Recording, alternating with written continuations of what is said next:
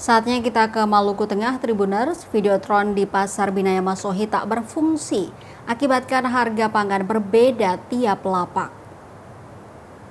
Layar videotron di Pasar Binaya Masohi, Maluku Tengah tak berfungsi semestinya. Pasalnya layar yang harus menampilkan harga pasar itu sudah menjadi pajangan. Pantauan tribunambon.com di lokasi sekira pukul 11:42 waktu Indonesia Timur, Jumat 3 Oktober 2025, videotron yang berada dalam area pasar itu tampak tak menyala. Dampaknya, sejumlah harga pangan dijual berbeda-beda pada tiap lapak.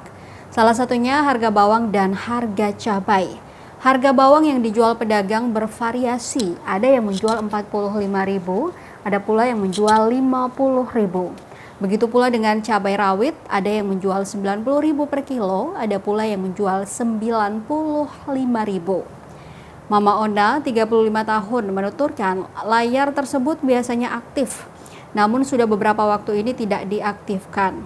Dirinya menyebut petugas yang mendata harga juga mesti disesuaikan dengan harga dagangan di seluruh area pasar, sehingga semua pedagang bisa berpatok pada satu harga yang merata.